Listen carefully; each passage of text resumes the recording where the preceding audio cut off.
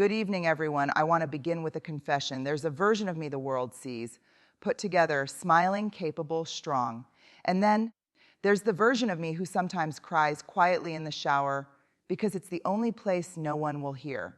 And maybe you know that version too. Because here's the truth. A woman doesn't have to be alone to feel completely invisible. Whispers of a Woman Alone isn't about loneliness. It's about unheard truths. It's about the things we don't say. It's the ache behind the smile. It's the silent scream behind, "I'm fine." It's the feeling of standing in a room full of people and still feeling like you're the only one not invited. Let me tell you about a moment, one I've never really shared. I was sitting on the edge of my bed, exhausted, not physically, emotionally. My phone was full of messages I didn't want to answer. The house was full of people who loved me, and yet I felt like I was vanishing. And then came the whisper, "Is this what being a woman means? Being everything for everyone and nothing for yourself?" That question didn't come from weakness. It came from truth. From being too strong for too long, we've been taught to be quiet, to not make waves, to be pleasing, to be beautiful but not loud, smart but not intimidating, strong but not angry. And we've learned to shrink. We don't just lose our voices, we give them away. We become fluent in the language of emotional survival. And that survival sounds like whispers. Don't be too emotional. Don't ask for too much. Don't make them uncomfortable. Don't need anyone. But here's what I've learned through research, therapy, and some holy rock bottom: silence is not strength, suppression is not survival, and disappearing is not love. So what do? We listen to the whispers, not to obey them, but to understand them. Because behind every whisper is a wound, and behind every wound is a story, and behind every story is a woman who deserves to be seen. When we speak our truths, even if our voices shake, we give other women permission to do the same. We stop bonding over burnout and start bonding over bravery.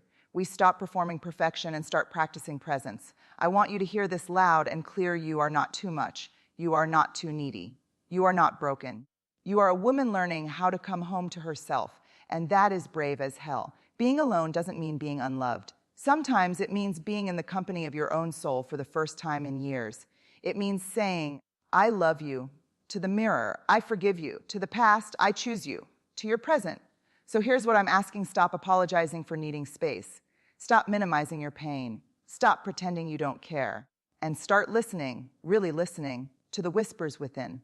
Because sometimes the quietest voice inside you is the one that will save your life. You are allowed to fall apart. You are allowed to rebuild slowly. You are allowed to be loud. You are allowed to take up space. So tonight, when you're lying in bed and the world is quiet, don't fear the whispers. They're not weakness. They are the voice of a woman trying to return to herself.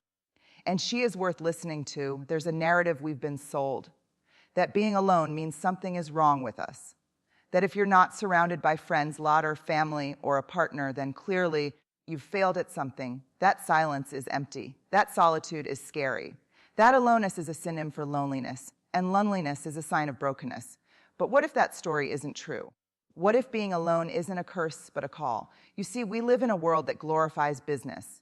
From the moment we wake up, we're bombarded with noise, emails, notifications, conversations, demands, distractions. We measure our worth by how many people like our posts, how full our calendar is, how often our phone buzzes. So when things go quiet, when we're not in constant motion or surrounded by people, it can feel jarring, uncomfortable, wrong. But that discomfort, that uneasiness in the stillness, that's not brokenness. That's awakening. Let me tell you about Lisa. Lisa had been in back-to-back relationships since high school. She was the kind of woman who always had someone, a boyfriend, a group chat, a party invite. She hated silence. She would turn the TV on just to not feel the quiet in her apartment. She prided herself on being social, connected, always busy. But one day, after a breakup she didn't see coming, she found herself sitting alone on a Friday night with nowhere to go, no one to talk to, and a heart full of noise. And then something shifted. At first, she tried to fill the space. She binge-watched shows. She scrolled endlessly. She opened dating apps she didn't care about just to prove to herself she was still wanted. But none of it worked. The loneliness crept in like a fog, thick and disorienting. She started wondering if she was broken. Why did it feel so heavy to just sit with herself? But instead of running from it this time, Lisa leaned in. She went for walks without headphones. She journaled. She cooked herself dinner and actually sat at the table instead of the couch. She looked in the mirror. Not to fix her hair or check her makeup, but to really see herself. She began to ask questions she had long avoided. Who am I when I'm not performing for someone else? What do I want? Not just what's expected of me. And that's when the whispers began. Not the kind that say, you're not enough. Not the ones rooted in fear or comparison. No, these whispers were different. They said, you're here? You are enough. You don't need noise to matter. In that stillness, Lisa began to awaken. Because here's the truth, aloneness is where we meet ourselves. And most of us have been avoiding ourselves for years. Think about it. When was the last time you sat in silence and didn't reach for your phone? When was the last time you asked yourself how you were doing and actually listened? When was the last time you enjoyed your own company? Not because no one else was around, but because you were enough. We're so used to defining ourselves by our roles, friend, mother, daughter, partner, co-worker, that we forget we are someone even without those titles. We fear aloneness because it strips away the masks, it leaves us exposed. But that exposure, that's not weakness, that's truth. A caterpillar doesn't become a butterfly at a party. It transforms alone in the dark inside a cocoon. A seed doesn't bloom in the sunlight, it takes root in silence, buried beneath soil in spaces no one sees. And sometimes, the most profound healing, the most sacred becoming, happens in moments when we feel most alone. So no, aloneness doesn't mean brokenness. It means space. It means clarity. It means stripping away everything that is not truly you, so you can come home to who you really are. Of course, it's hard. It's uncomfortable. It's human to crave connection. But awakening requires presence, and presence starts with being willing to sit with yourself fully without distraction. It's choosing to stop running. It's deciding you are not something to be fixed or filled or rescued. You are someone to be discovered. And when you realize that, when you stop seeing your solitude as something to escape and start seeing it as something sacred, everything changes. You stop settling for half-hearted love because you've learned how to love yourself fully. You stop tolerating noise because you've learned to value peace. You stop fearing being alone because you've come to understand this is where the magic begins. You're not broken for needing time alone. You're not damaged because you're not in a relationship. You're not lesser for craving silence, for sitting still, for choosing yourself. In fact, you're just waking up. And in that awakening, there is beauty. There is power. There is you, raw, real, whole, whispering, I'm still here. And that is enough. We've become masters of the performance. Experts, really. We wake up, put on our polished faces, sip our coffee, nod through conversations, and say, I'm fine, like it's a sacred mantra. But beneath the surface, there's a different story playing. One with tension, fear, exhaustion, and an ache we can't name. We've been taught that strength is about holding it all together. That showing up is more important than speaking up. That vulnerability is a luxury we can't afford. So we carry on performing strength while silently screaming inside. The problem is that performance, no matter how convincing, is not sustainable. Let's talk about Nadia. Nadia is the friend everyone calls when life falls apart. The one who brings the soup, holds your hand, makes the jokes that make you forget how hard life can be. Even for just a minute. She's the one who remembers birthdays. Shows up early, stays late, and never forgets to ask how you're doing. She's dependable. Unshakable, she's the strong one. But no one sees what happens when she goes home. No one sees the way she collapses onto her bed at night, staring at the ceiling, wondering when someone will finally ask her how she's really doing, and actually wait for the answer. No one sees her crying quietly into her pillow because the pressure of being the strong one has hardened into a cage. No one sees the messages she types out, I'm not okay, and deletes because she doesn't want to burden anyone, because being strong has become her identity. And in a world that rewards resilience but shames vulnerability, breaking that image feels like failure. But the truth is, we weren't built to carry it all alone. We weren't meant to smile through pain, to swallow anxiety like it's air, to show up as everything for everyone and nothing for ourselves. That's not strength, that's survival. And survival should not be our baseline. There's a quiet epidemic happening. Women holding the weight of the world on their shoulders while pretending they're fine. We're praised for our composure, for our hustle, for doing it all. But no one talks about the cost. The burnout, the sleepless nights, the suppressed emotions that eventually erupt as rage, illness, depression. We say, I've got it, when what we mean is, I'm drowning. We say, it's okay, when what we mean is, I can't keep doing this. We say, I'm tired, with a laugh, but it's the kind of tired sleep won't fix. Think about the last time someone told you they admired your strength. Did it feel good? Or did it sting just a little? Like a reminder that no one sees how much you're struggling. That's the thing about performance. It demands we stay on stage, even when the curtains should have closed. It demands that we keep acting as if everything is fine because we fear what might happen if we stop. We fear who we might disappoint, what people will say. That will be seen as weak. But here's what I want you to know. Screaming silently is not noble. Carrying it all until you collapse is not admirable. Pretending you're okay doesn't make you strong. It makes you tired. And eventually, it breaks you. Because strength isn't about how well you hide your pain. It's about how honestly you face it.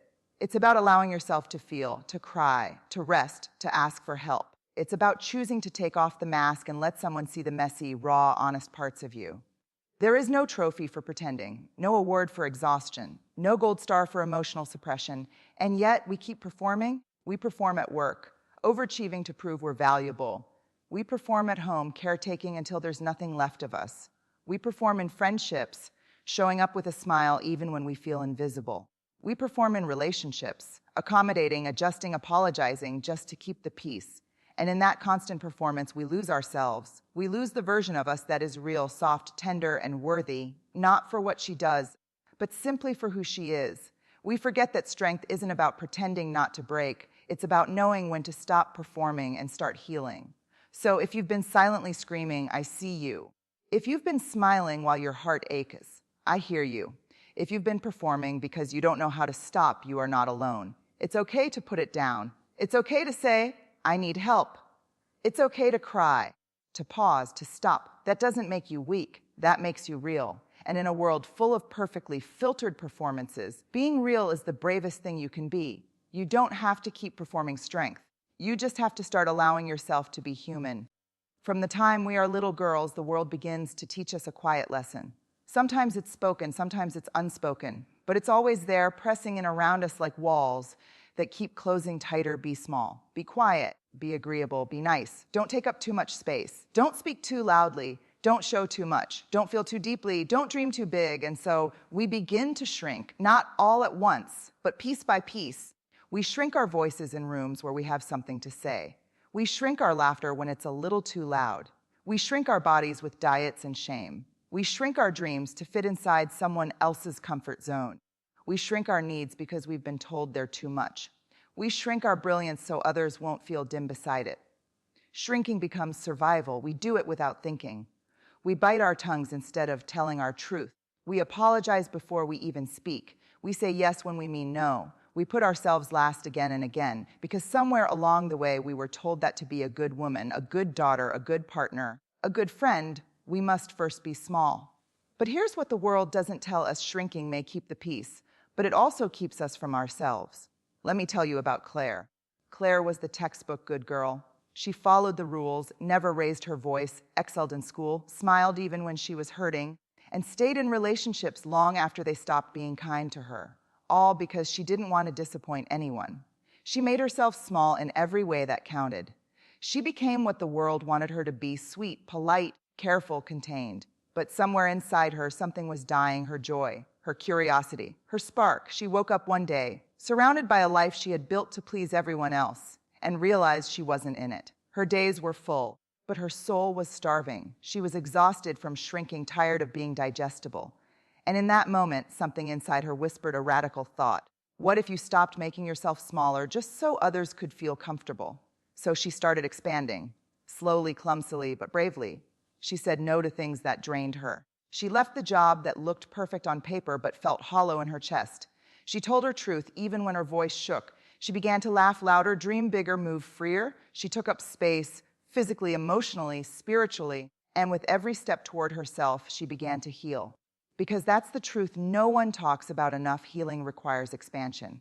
You cannot grow while you're shrinking. You cannot become whole while you're constantly editing yourself. You cannot be free while you're busy fitting into molds that were never made for the fullness of who you are. Healing asks us to stretch, to unfold, to rise. It asks us to take up space, even when it makes others uncomfortable. It asks us to use our voice, even when it trembles. It asks us to follow our truth, even when the world says, be quiet. But it's hard, isn't it? Because we've been trained to believe that expansion is selfish, that speaking up is rude, that confidence is arrogance. that ambition is unattractive, that taking care of ourselves is somehow a betrayal of others. And yet, every time a woman chooses to expand, something beautiful happens. She creates space for others to do the same. When you stand tall, you give permission to the woman next to you to uncurl her spine. When you speak honestly, you remind others they don't have to lie about their feelings. When you set boundaries, you show your daughter, your friend, your sister that it's okay to protect their peace. Your expansion is not just about you. It's about all of us. It's about rewriting a story that has told generations of women to be less. It's about reclaiming the spaces we were taught to tiptoe through. It's about refusing to apologize for the fire in our belly, the roar in our throat, the depth of our longing. Healing is not quiet work. It is bold, it is messy and radiant and wild. It will ask you to step beyond the lines you've drawn to stay safe. It will ask you to unbecome everything you were taught to be, so you can become everything you truly are. You were never meant to be small. You were not created to dim, to fold, to vanish. You were born to expand, to grow wide with wonder, to fill up rooms with your laughter, to be unapologetically you, in all your colors, contradictions, and brilliance. So let the world adjust. Let it learn how to hold the weight of your truth, the power of your presence. Let it feel the fullness of a woman who no longer shrinks. Because when you expand, you don't just heal yourself, you change the world. I'm fine. It slips out so easily, doesn't it? Smooth, automatic, rehearsed. It's the phrase we wear like armor. A socially acceptable way of saying, don't look too closely, don't ask again, don't make me unravel. It's a line that sounds polite, neutral, functional, but so often it hides something heavier. Because the truth is, I'm fine is rarely ever the full story. More often than not, it's a mask, carefully placed, gently worn, and desperately clung to, because the person underneath it doesn't feel safe enough to be real. Take Maya, for example. Maya is the kind of woman who gets things done. At work, she's the reliable one. At home, she holds everything together. She makes dinner, manages the kids, checks in on friends, and remembers every birthday in the group chat. Everyone thinks Maya is strong, composed, grounded. And every time someone asks, "How are you?" she smiles and says, "I'm fine." But if you could follow her home, you'd see the truth unravel in the quiet. You'd see her sitting on the edge of her bed at night, shoulders tense, holding back tears because she doesn't want to fall apart. You'd see the unread messages on her phone because she doesn't have the energy to respond. You'd see the smile fade, the silence settle, the weight she's been carrying finally begin to show. And still, the next morning, she'll get up, put herself back together, and do it all again. Because saying, "I'm not okay," feels too risky.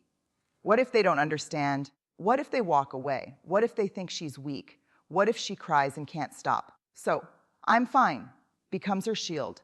Not because she's dishonest, but because she's trying to survive. This is what happens to so many of us. We say, "I'm fine," because we've been taught to value composure over truth. We've been taught that vulnerability is something to be earned, not offered freely. We've been raised in cultures, families, schools, relationships, where being emotional was often labeled as dramatic, sensitive, or unstable. So we learn to tuck it all in. We learn to smile through it. We learn to be palatable. But inside we're screaming for someone to see us. We want someone to look beyond the default answer, to pause and ask, "But how are you really?"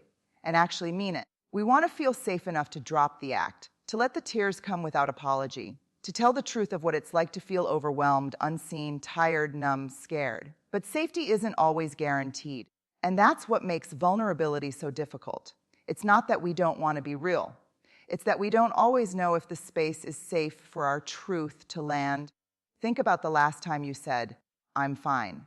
What were you really feeling beneath that? Maybe you were grieving, but didn't want to be a burden. Maybe you were angry, but didn't think it was worth the conflict. Maybe you were tired, not just in your body, but in your soul, and didn't know how to explain it. And so you swallowed it, smiled, kept going. Because that's what you've always done. But here's the cost. Every time we say, "I'm fine," when we're not, we reinforce the idea that our real emotions are too much. We teach ourselves and the people around us that only the curated version of us is acceptable. Eventually, we become strangers to our own truth. We lose touch with what we need, what we feel, what we long for, because we're so used to minimizing it for the comfort of others. And that disconnection, that quiet self-abandonment, it chips away at our wholeness. But the healing begins the moment we dare to tell the truth. It begins in the sacred pause after someone asks, "How are you?" And instead of defaulting to, "I'm fine," You take a breath and say, actually, I'm struggling today, or I'm tired, or I feel heavy and I don't fully know why. And maybe your voice shakes. Maybe you cry. Maybe the person across from you doesn't know what to say, or maybe they just reach for your hand and say, thank you for telling me. Because that's all most of us want, to be known. Not for the image we uphold, but for the humanity we carry. The beauty of vulnerability is that it creates bridges, not just between people, but within ourselves. Every time we're honest, we come back to ourselves. We build trust. We create inner safety. The kind that says, you are allowed to feel this, you are allowed to say this, you are allowed to be real. And the more we practice that kind of honesty, the more we invite others to do the same. Because when you stop hiding behind, I'm fine, you create space for others to stop hiding too. You become a mirror, reflecting truth, softness, permission. So the next time those words rise up, I'm fine, pause. Ask yourself what's really behind them. And if you're brave enough, let someone in. Not everyone will deserve your vulnerability, but someone will.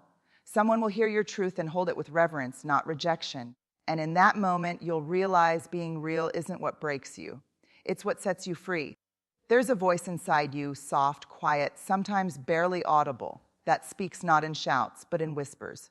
You've felt it before, haven't you? That subtle tug in your chest, that inner knowing that something isn't quite right, or that you're meant for more, or that you're tired of pretending. The world might call it sensitivity, weakness, overthinking. But in truth, those whispers are not flaws. They are messages. And they are sacred. But most of us spend years, sometimes decades, trying to silence them. We drown them out with noise. We stay busy. We scroll, work, clean, cook, run. Anything to avoid sitting in the stillness where those whispers live. Because we've been taught to fear them. We've been taught that the only voices worth listening to are the loud, confident, bold ones, not the fragile murmurings of our inner world. But the truth is, the whispers are where the wisdom is. Let me tell you about Julia. Julia was a mother of two, working a full-time job, constantly giving, constantly moving. To anyone looking from the outside, she was thriving. She had a solid marriage, a beautiful home, a well-managed life. But deep inside, a quiet whisper had been growing louder each year. You're not happy. It wasn't dramatic. It wasn't a scream.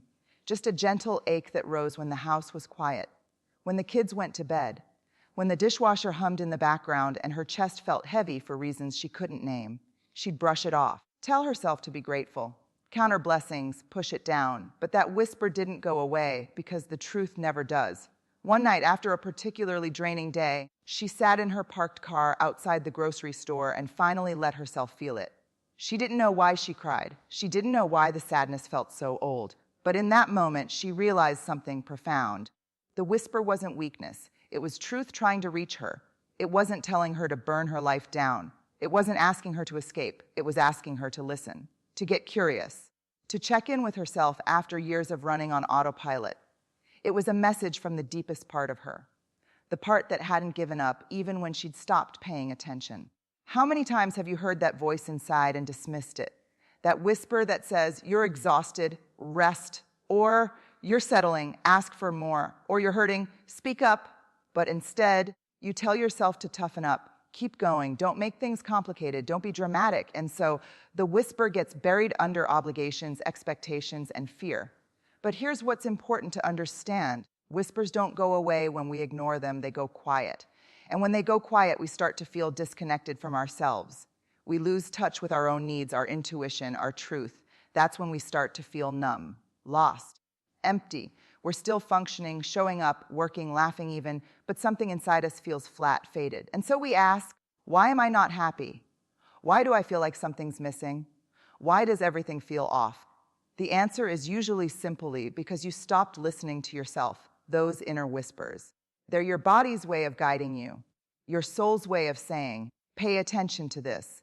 They show up in anxiety that lingers, in the pit in your stomach when you're around someone who drains you, in the tears that fall without a reason, in the surge of joy when you do something that lights you up, even if it doesn't make sense to anyone else. We need to stop treating these whispers like they're inconvenient, or irrational, or weak. They are the earliest warnings, the deepest truths, and sometimes the only voice of sanity in a world that tells us to disconnect from ourselves. And when we finally choose to listen, not just hear, but really listen, something begins to shift. We reconnect, we realign, we come home. Listening doesn't mean you have to change everything overnight. It doesn't mean quitting your job or ending your relationship or rewriting your whole life. Sometimes listening is just sitting still long enough to hear what's really going on. It's choosing honesty over denial. It's saying, I may not know what to do yet, but I'm willing to stop pretending I don't feel this. And that alone is powerful. Because when you honor the whisper, you honor yourself. You remind yourself that your voice matters, even the quiet parts. You learn to trust your inner world more than the outer noise. You stop outsourcing your worth to the approval of others and start reclaiming it from within. So if there's a whisper in you today, no matter how soft, how strange, how persistent, please don't dismiss it. Lean in, listen, write it down, give it space. It may just be the very thing that saves you. Because your whispers aren't weaknesses. They are wisdom in disguise, and they've been waiting patiently for you to stop and listen. Healing doesn't begin with fixing. It doesn't begin with answers, strategies, or even time. Healing begins in a far more tender place. The moment you stop running from your own pain and finally turn toward it without judgment, without apology, and most importantly, without shame. But that's the part we struggle with the most, because we've been taught to deny our pain, to downplay it, to hide it behind a smile. We've been told things like, it could be worse, other people have it harder, or just be grateful. And so we learn early on to invalidate our own suffering, to convince ourselves that feeling deeply is a flaw, that our pain is too messy, too inconvenient, too much. So when we feel broken, when we feel lost, when something inside us aches without a clear reason, we don't talk about it. We silence it, we stuff it down and say, I'm fine. We keep performing normalcy, pretending we're okay, hoping the act will make it true. But pain that is buried alive never dies, it waits. It shows up in unexpected ways, in exhaustion that has nothing to do with sleep, in anger that comes out sideways, in anxiety that tightens your chest when nothing seems wrong on the surface. And the longer we carry it without acknowledging it, the heavier it becomes. Let me tell you about Danny. Danny was the type of woman who always had it together. She was admired for her strength, her work ethic, her resilience. People came to her with their problems, their breakdowns, their secrets. But Danny, she never let anyone in that deep, not really. She didn't cry in front of people. She didn't admit when she was hurting. She believed deep down that if she admitted her pain, it would somehow mean she'd failed. But then her body started telling the truth her mouth wouldn't. Panic attacks, sleepless nights, fatigue that no amount of coffee could fix. She tried to push through it, yoga, self-help books, affirmations. But nothing worked because she was skipping the most crucial part of healing acknowledgement. Then one night, alone in her bathroom, she broke. The tears came fast, as if they had been waiting years to be released. And for the first time, she whispered to herself, I'm not okay. Not with drama, not with despair. Just honesty. That was the beginning. Not a miracle, not a fix. Just a beginning. Because when she stopped shaming herself for being human, she finally allowed herself to be seen, even if only by herself. And that moment of honesty, quiet and raw, opened the door to healing. We all carry pain. Whether it's trauma, loss, rejection, disappointment, or the slow erosion of our identity from years of putting others first. And yet we spend so much time pretending that we don't. But pain doesn't make you weak, it makes you human. The real problem isn't the pain, it's the shame we wrap around it. The belief that we shouldn't be struggling, that we should have it all together. That if we hurt, it's because something is wrong with us. And that belief is what keeps us stuck. Because you cannot heal from a wound you're pretending doesn't exist. You can't tend to a broken heart if you keep telling yourself it's just bruised. You can't start over if you're still denying that something ever ended. Acknowledging your pain is not about sitting in self-pity. It's about facing the truth with compassion. It's about saying, this happened, this hurt, and I'm allowed to feel it. That's not weakness. That's courage. It's easy to numb out. It's easy to distract. It's easy to say, I'm fine, and carry on. What's hard, what's brave, is to sit quietly with the parts of you that are still hurting and say, you're safe now, I see you. Think about the way you'd respond to a friend sobbing in your arms, telling you how much they're hurting. You wouldn't roll your eyes. You wouldn't tell them to get over it. You wouldn't say, well, other people have it worse. You'd hold them. You'd listen. You'd say, it's okay to feel this. You deserve to offer that same kindness to yourself. The truth is, pain will always knock at your door in some form, whether you acknowledge it or not. But when you finally open the door, when you stop running and start listening, you take back your power, because pain that is acknowledged has a chance to move, to breathe, to soften, and healing becomes possible, not instant, not linear, but possible. So wherever you are right now, whether you're numb or raw, whether your pain is loud or lingering, let this be your permission to feel it. You don't need to justify your pain. You don't need to compare it. You don't need to explain it away. You only need to acknowledge it.